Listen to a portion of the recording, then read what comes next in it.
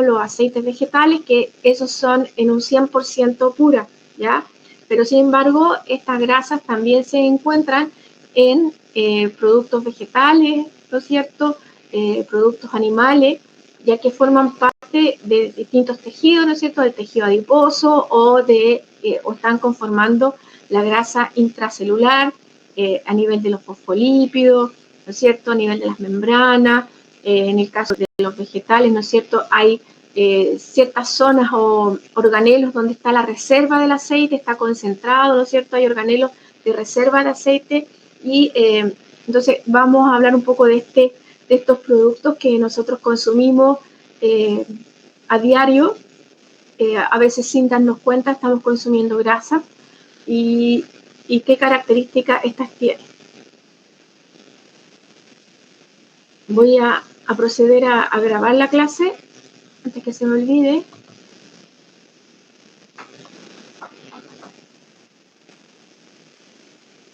Y vamos a presentar lo de hoy. ¿Alguna pregunta, alguna duda de la clase anterior? ¿Dudas, preguntas respecto a lo que les indiqué ahora?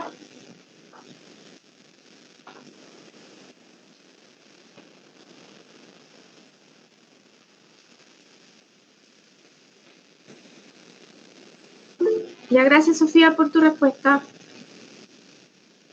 Uno parece que a veces piensa que no están al otro lado. Está hablando al aire.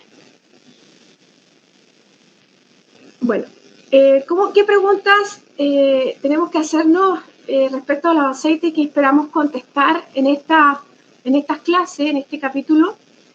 Una pregunta que podrían ustedes hacerse y que es común, digamos, ¿cómo controlo la calidad de un aceite? ¿Cómo sé que el aceite que estoy consumiendo o la grasa que estoy consumiendo está apto para el consumo? ¿Ya? Hay una serie de parámetros que se le pueden hacer, que se le pueden determinar a una materia grasa para poder determinar su calidad y su aptitud para el consumo. ¿Qué diferencia tiene una mantequilla de una margarina? ¿Qué hace la diferencia entre estas dos cosas? Que son productos que se utilizan a veces para el mismo fin, ¿no es cierto? Se utilizan para hacer ciertos platos culinarios, ciertas cosas, o que se aplican, todas las podemos utilizar, con las cuales podemos untar el pan, y se utilizan indistintamente a veces. Por ejemplo, en el caso específico de un aceite, ¿qué parámetros deberíamos fijar nosotros? Los primeros parámetros, los prioritarios que deberíamos fijarnos para decir si este aceite está apto para el consumo o sencillamente no me sirve. ¿Cuáles serían los parámetros más importantes? A diferencia, por ejemplo, en este caso de los aceites, ¿qué parámetros son más importantes? ¿Los químicos o los biológicos o los microbiológicos? ¿Cuáles serán más importantes para ver la calidad o la aptitud para el consumo de estos productos de origen digamos que son apolares, ¿no es cierto? Y que son de origen, puede ser de origen vegetal o de origen animal. También podríamos preguntarnos por qué puede alterarse un aceite o una grasa, cuáles serían los factores ambientales, ¿no es cierto?, que afectan o que alteran un aceite o una grasa, y cómo visualizamos esa alteración, y qué hace, qué alteraciones provoca desde el punto de vista estructural o de composición estos factores que llegan a degradar o alterar la grasa. Otra pregunta, digamos, que hoy en día ustedes a lo mejor no la ven porque no estamos en la calle, ¿no es cierto? Pero antes, cuando ustedes iban a la U, podrían ver, y cuando teníamos una vida antes de la pandemia, ustedes podían ver a lo mejor la fritura de las sopaipillas en la calle, o a lo mejor todavía hay negocios donde se piden sopaipillas y se expenden sopaipillas.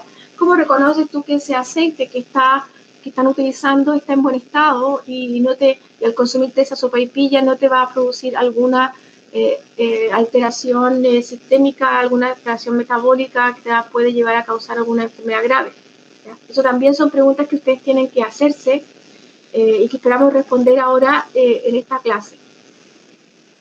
Como yo les decía, las materias grasas o los lípidos podemos encontrarlos de distintas formas. Los utilizamos para distintas cosas, ¿no es cierto? Los utilizamos a veces para aderezos de ensalada, para freír, ¿no es cierto? Recuerden que las materias grasas tienen una particularidad, ¿no es cierto?, que permiten una buena transferencia de calor.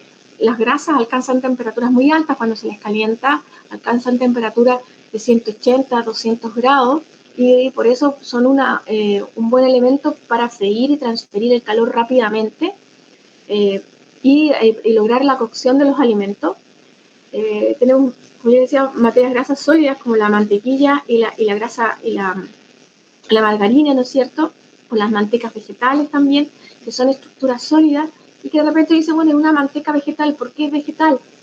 Pero también podemos encontrar la manteca de cerdo, ¿no es cierto? Que es la que uno a veces utiliza en el campo, que es la que extraen al cerdo cuando se sacrifica, ¿no es cierto? Un cerdo que se mata, finalmente separan la grasa y esa grasa en el campo se derrite y se obtiene y se filtra, se le hace todo un proceso artesanal y se logra obtener una grasa de cerdo que es de origen, obviamente que es de origen animal.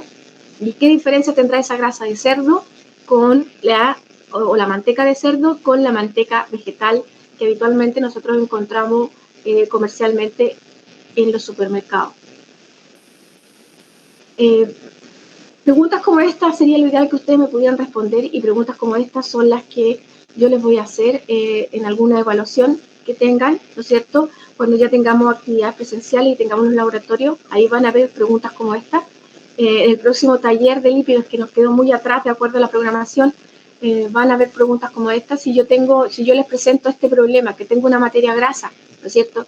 Y le hice ciertos parámetros químicos, le determiné ciertos parámetros químicos que vamos a ver más adelante, a explicar respecto, le digo, mire, su punto de fusión era 47 grados Celsius, ya eso me dice que probablemente era una materia grasa sólida, ¿no es cierto? Por el hecho de tener punto de fusión. El índice de refracción era 1,45 medido a 60 grados Celsius, es decir, que tiene que estar obviamente fundida. El índice de saponificación 190. ¿Qué significa índice de saponificación? Índice de yodo, índice de peróxido, índice de acidez. Entonces, en base a todos esos parámetros que yo les dé, esos valores, bueno, ustedes obviamente tienen que tener claro qué unidades llevan cada uno de estos índices, de estos parámetros analíticos, de estos parámetros químicos.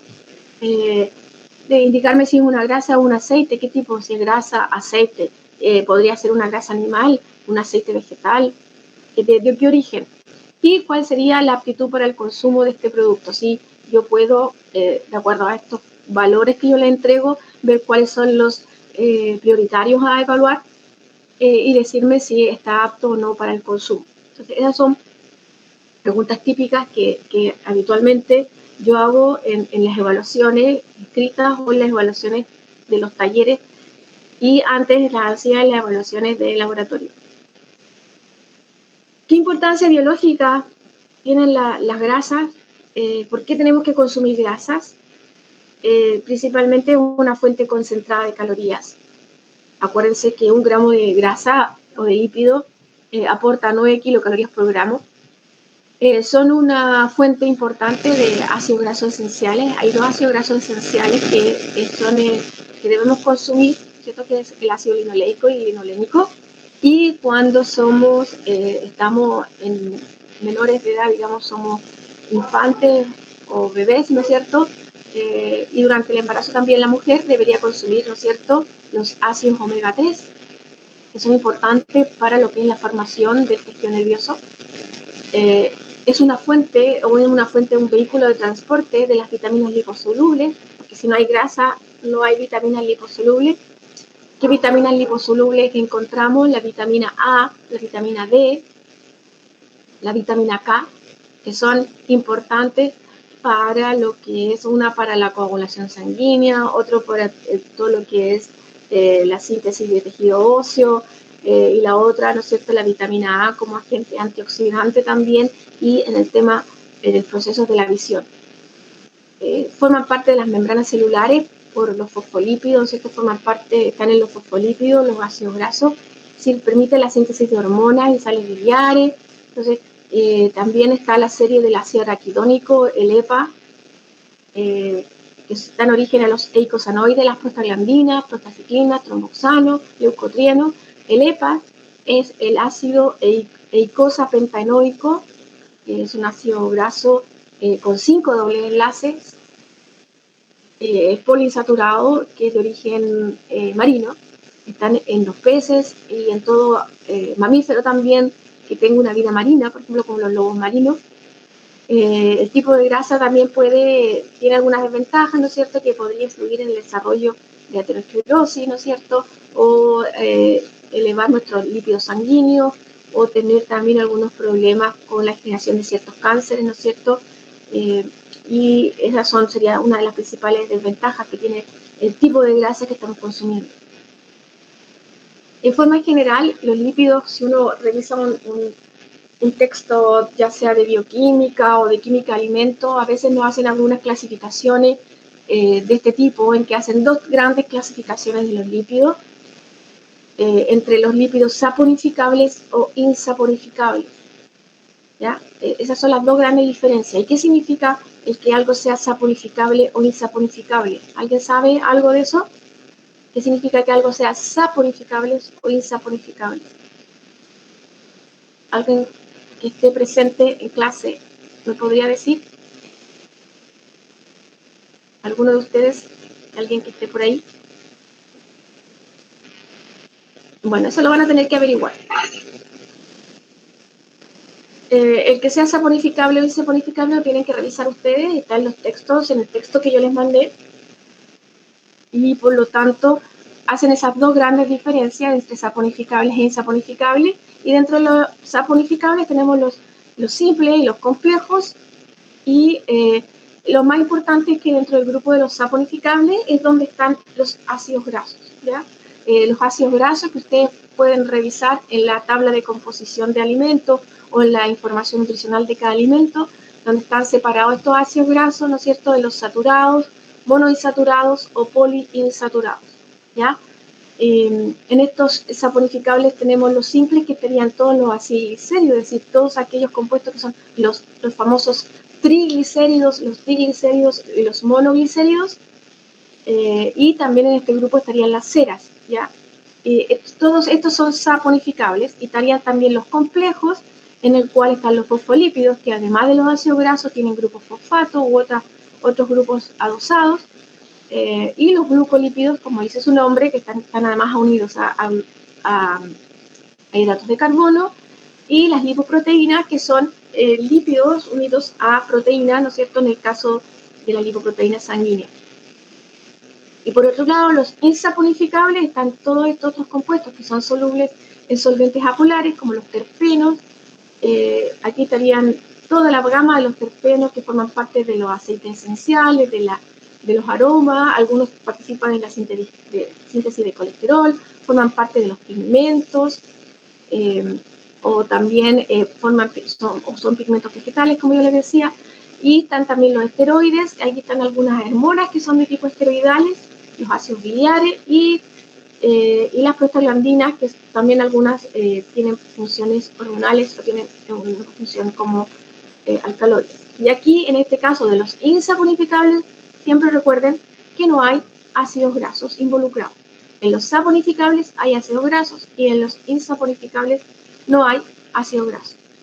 Esta sería la estructura básica de un triacilglicérido que forma parte de los ácidos grasos, que forman parte, perdón, de los lípidos simples saponificables, en los cuales tenemos una glicerina o un glicerol, o también como le llaman, ¿no es cierto?, el cual tiene unido a sus grupos hidroxilo, ¿no es cierto?, que unió en sus grupos hidroxilo esta glicerina ácidos grasos.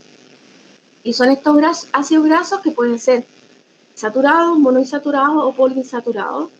Y esta distinta composición de ácidos grasos que pudiera tener este triglicérido le da características especiales a este triglicérido que lo hace, digamos, a lo mejor le da una estructura espacial diferente, ¿sí?, dependiendo del ácido graso que tenga. Ahora, si nosotros le vamos sacando ácido graso y nos vamos quedando con un diglicérido, es decir, le eliminamos un ácido graso, nos queda un diglicérido. Esto vamos a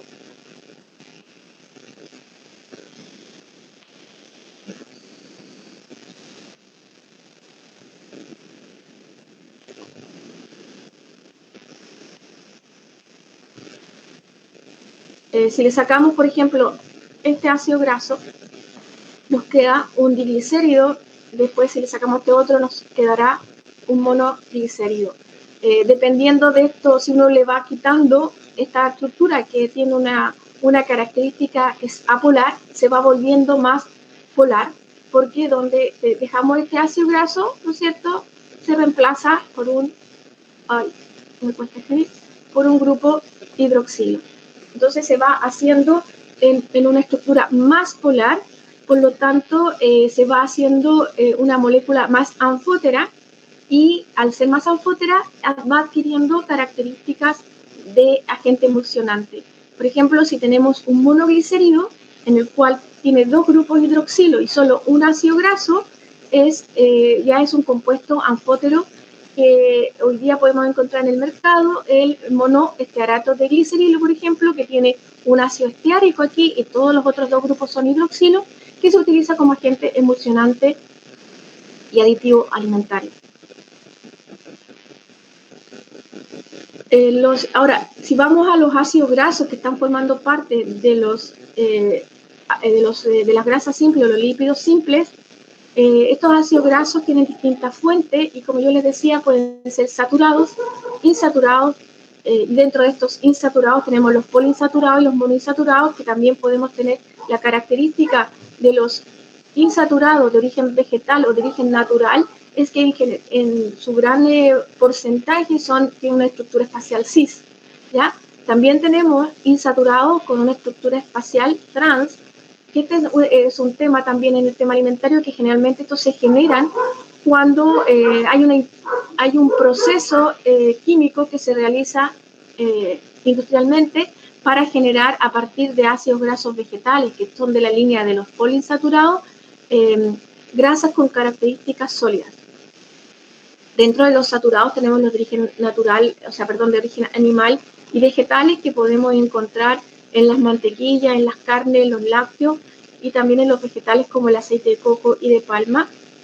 Entre los aceites poliinsaturados tenemos principalmente la serie de los omega 3, los omega 9 y los omega 9 y omega 6.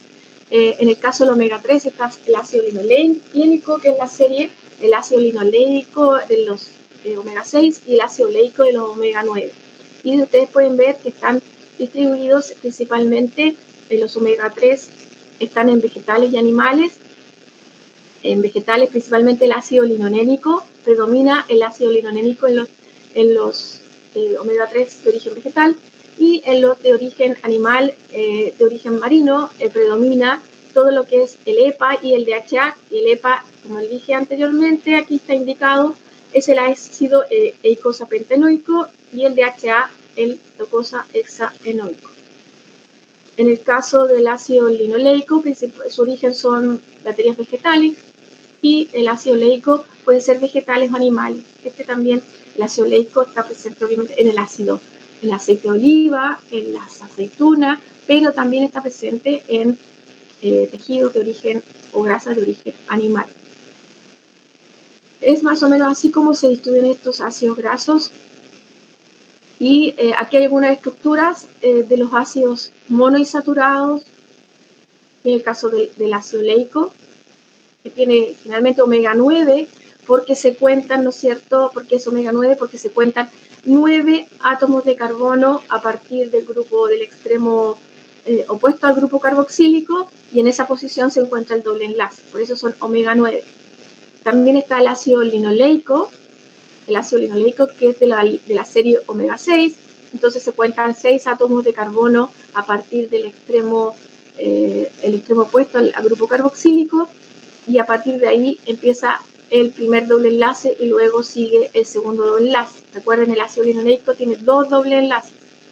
El ácido linolénico es omega 3 y tiene 3 dobles enlaces, y se fijan ustedes que se van generando estructuras más flexibles y más curvas. El ácido araquidónico tiene 4 dobles enlaces, y principalmente es un ácido araquidónico predominantemente en materias grasas de origen animal. El araquidónico en los de origen vegetal no vamos a encontrar este tipo de ácido graso. Estas serían otras estructuras, como ya les mostré, los fosfolípidos, que tienen esta estructura, que tienen el triglicérido, tienen la glicerina como base, tienen sus ácidos grasos, que este es una materia grasa saponificable pero compleja porque tiene grupo fosfato, tiene un grupo colina. Y ahora, también es importante mencionar que las grasas en sí, principalmente cuando son sólidas, tienen una característica que generan polimorfismo. Cuando son sólidas, o sea, las materias grasas sólidas, al endurecerse o solidificarse, adquieren ciertas estructuras espaciales y ciertas conformaciones de cristales, tipo cristales, como que fuera un cloruro de sodio que se cristaliza. En este caso, las materias grasas, cuando se solidifican, también forman estructuras cristalinas, entre comillas, que tienen distintas formas, esos cristales, un poco dependiendo del tipo de materia grasa y de los ácidos grasos que conforman esa materia grasa. Recuerden que un aceite de coco que se solidifica, una manteca de cacao que se solidifica, está formada por una infinidad, casi 100% de triglicéridos.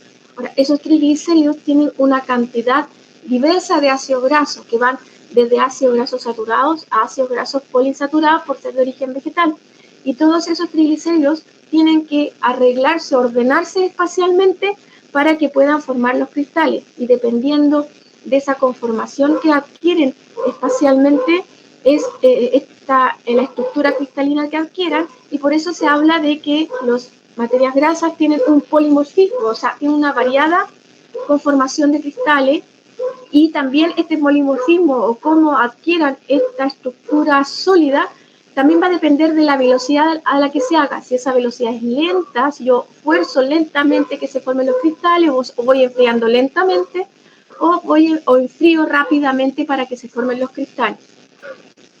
Esto ustedes lo van a ver, yo les subí un archivo al aula virtual que hicieron sus compañeros el año pasado, donde explican claramente el polimorfismo de las materias grasas. Ahora, de todas maneras, yo aquí les voy a explicar un poco el polimorfismo y cómo estas estructuras cristalinas, ¿por qué se produce el polimorfismo? Porque cuando se endurece una materia grasa, podemos tener este tipo de triglicéridos que son como una estructura de un tenedor, ¿se fijan? Todas para allá y todas para acá, pero también puedo tener esta estructura, que es así, que tiene esta curva, o esta otra, este triglicérido que tiene muchos ácidos grasos, tiene sus 3 ácidos grasos insaturados. Entonces, ¿cómo se ordenan esto cuando se solidifican formando esta estructura cristalina?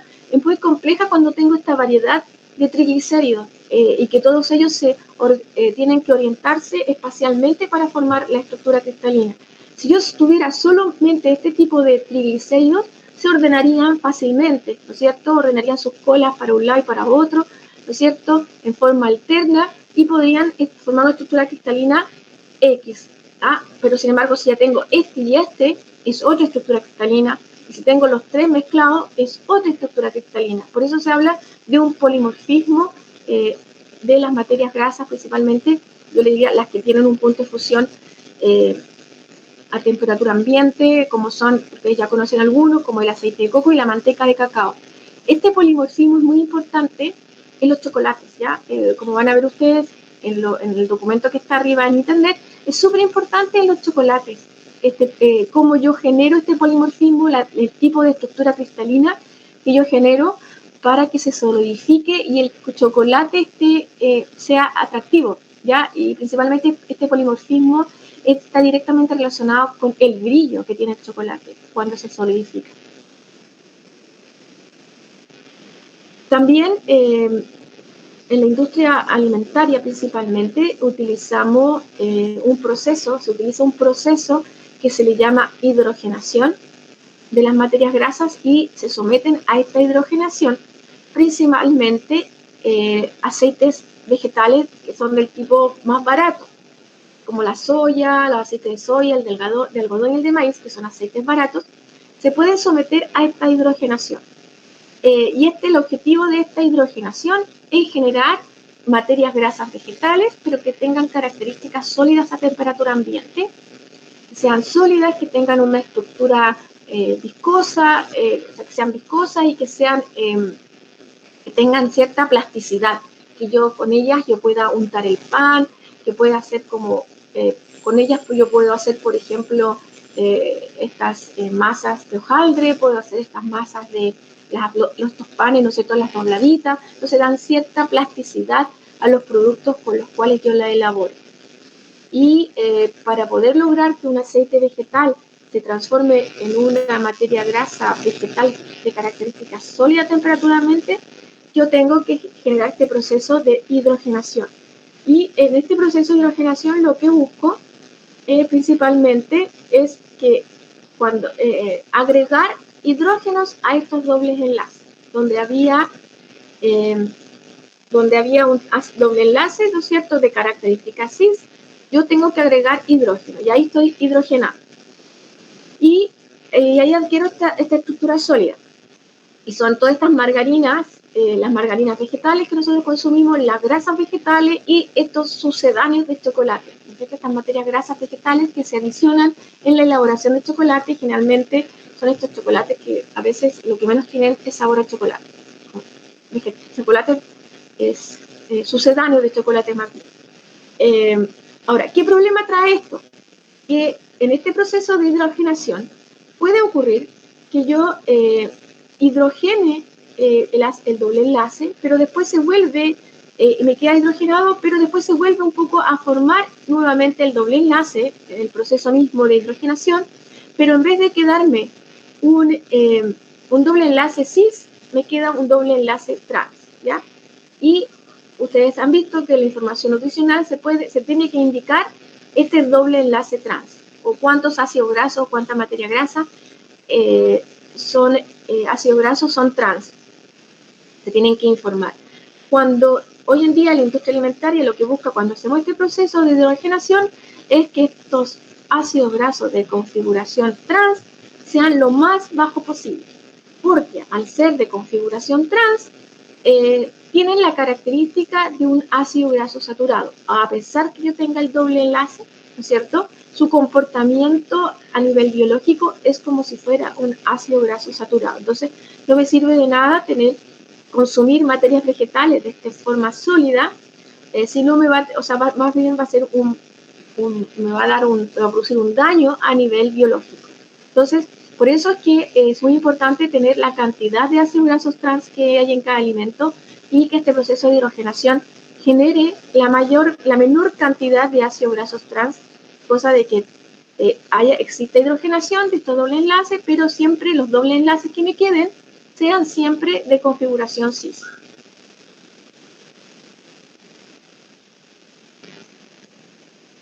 Estos es lo que ocurriría en este caso, ¿no es cierto?, que yo tengo aquí un doble enlace. Tengo en este caso el ejemplo es para el ácido oleico, que tiene un omega 9, ¿no es cierto?, que tiene un doble enlace aquí de tipo cis, y si yo lo hidrogeno me genera ácido esteárico, pero también puede ocurrir que este doble enlace, en vez de ser cis, me queda como trans y se me transforma en el ácido elaico. También en la industria alimentaria existe también otro proceso que se llama la transesterificación, en que lo que se hace es a nivel del triglicérido, imagínense que esto sea triglicérido, yo puedo cambiar el ácido graso que está formando parte de ese triglicérido. Esa es la idea que les muestro, que se les puede indicar, es cambiar el ácido graso de triglicérido o también generar ésteres, digamos, distintos, más cortos, de cadena corta, para que ese triglicérido tenga algunas características, como también que tengan cadenas cortas, sean grasas sólidas a temperatura ambiente y cambie su consistencia a temperatura ambiente, pero también la idea es generar con esto monoglicéridos para que tengan otra utilidad como aditivo alimentario. Aquí hay un ejemplo de este proceso en que el triglicérido se puede transformar en diglicérido, monoglicérido, ¿no es cierto?, y generó estos monoglicéridos, ¿ya? Ahora, también hay una transesterificación que yo podría con este proceso también cambiar el ácido graso que está aquí. si fuera un saturado, podría cambiarlo por un insaturado. Eso sí, estos procesos, estas grasas ya son más caras y tienen alguna utilidad distinta a la aplicación alimentaria. Generalmente estas esterificaciones o transesterificaciones, en que yo cambio el ácido graso por otro de mejor calidad en un triglicérido o más insaturado, generalmente se utiliza para la elaboración de lípidos de alimentación parenteral, ¿ya? Que tienen otra finalidad más bien clínica y no es común para el uso rutinario o el consumo de alimentos rutinarios. También hay otro proceso que le llaman el fraccionamiento de las grasas, que simplemente esto es que a una materia grasa, por ejemplo, si yo tengo el aceite de oliva, ¿ya? El aceite de oliva, cuando está a temperatura ambiente, está 100% fluido. Está 100% fluido, pero si yo lo coloco al refrigerador, ¿no es cierto? A usted le ha pasado que a veces se forma un sólido. Se forma un sólido en ese aceite. ¿Ya? Y este fraccionamiento lo que hace es eso, uno le baja la temperatura de este aceite, hace que se genere este precipitado en ese aceite y luego se separa la parte líquida de la parte sólida. Entonces yo voy fraccionando. Obviamente en la parte sólida me van a quedar aquellos triglicéridos con ácidos grasos más saturados y en la parte líquida me van a quedar ácidos grasos más insaturados. Entonces yo voy fraccionando estos ácidos. Esto se utiliza mucho en el caso, el aceite de oliva no es el caso, pero el aceite de palma. El aceite de palma se va fraccionando a distintas temperaturas para ir obteniendo aceites de palma refinados, ¿no es cierto?, sin esta materia grasa sólida y de mayor cantidad de ácidos grasos poliinsaturados. Ahora, ¿qué parámetros? Por favor, me avisan cuando sea la hora de recreo. Las 9:10. Partimos 8:30, ya todavía a las 9:25 vamos a pasar a hacer un pequeño recreo. La otra cosa importante es cómo podemos caracterizar los aceites, las materias grasas desde el punto de vista químico. En el caso de los aceites y de las materias grasas, en general de los lípidos, en el caso, para determinar las características químicas de un aceite y las características de aptitud para el consumo de una materia grasa, de un lípido, los parámetros más importantes son de tipo químicos, ¿ya? Los parámetros microbiológicos, a diferencia de las carnes, de los pescados, no son los prioritarios, ¿ya? En este caso, en los lípidos, es prioritario los parámetros químicos para determinar si un aceite o grasa es apta para el consumo.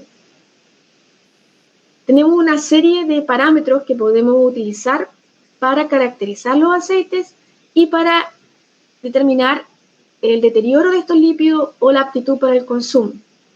Aquí están separados parámetros químicos, análisis químicos, ¿no es cierto?, que se pueden hacer a las materias grasas y que por un lado me caracterizan la materia grasa, como son este grupo de acá, y otros que me indican la aptitud para el consumo.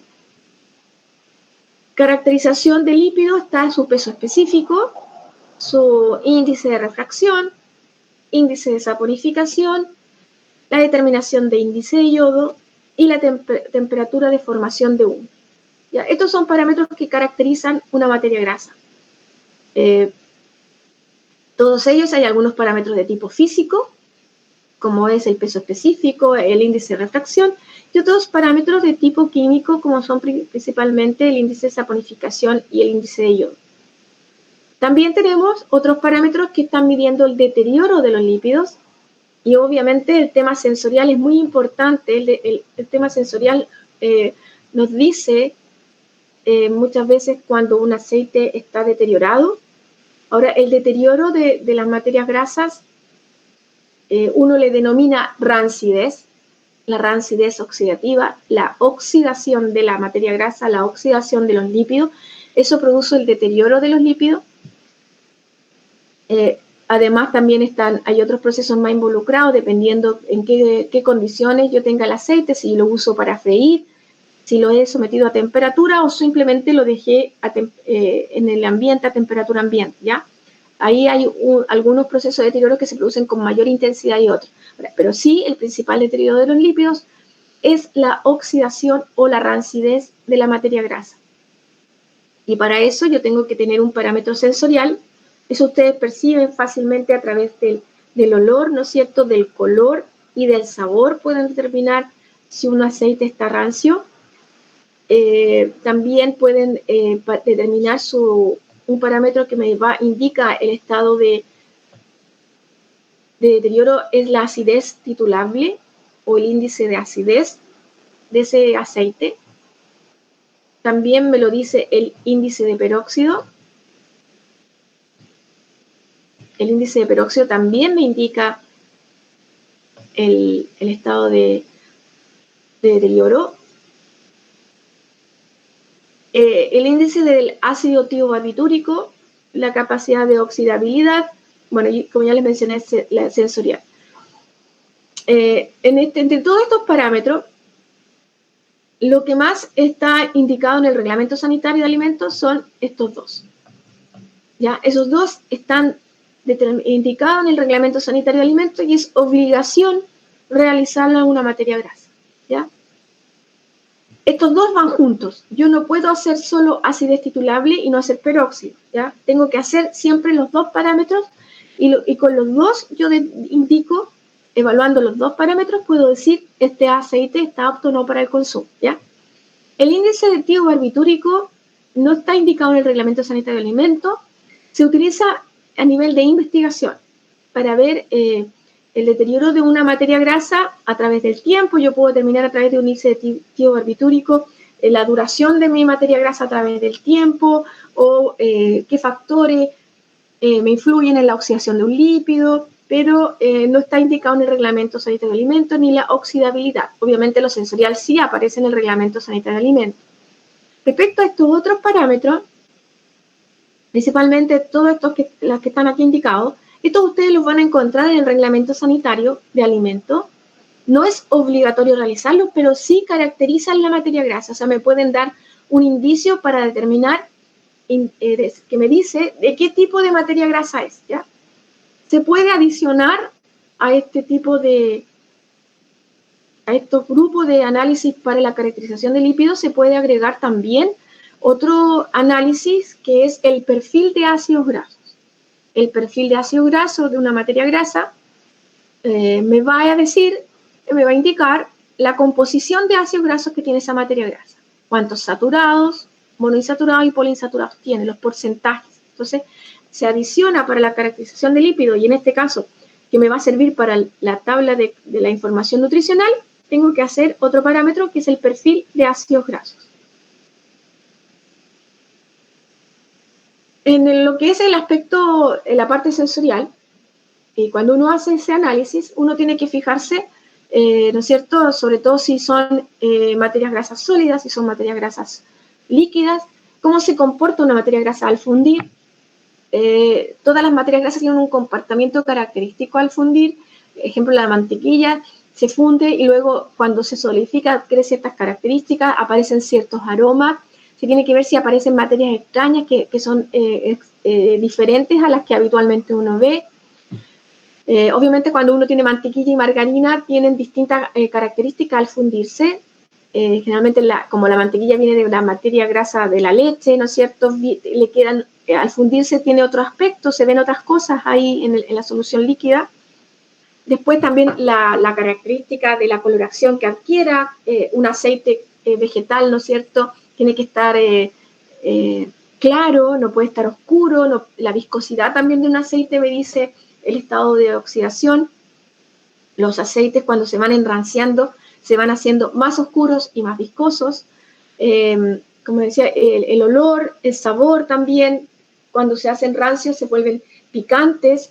Un aceite en buenas condiciones es insípido, no tiene prácticamente sabor, salvo el aceite de oliva que lo caracteriza, o el aceite de palta, el aceite de pescado. Pero un aceite de pescado bien elaborado y bien desodorizado no debería tener sabor a pescado, ¿ya? Pero en general los aceites vegetales son insípidos. Luego vamos a ver ahora, vamos a hacer un descanso ahora antes de iniciar lo que es la caracterización de lípidos, que ya son más o menos la hora. Vamos a hacer un leve descanso de 10 minutos y vamos a terminar con algunos de los parámetros de caracterización de lípidos de hoy. Así que ahora pueden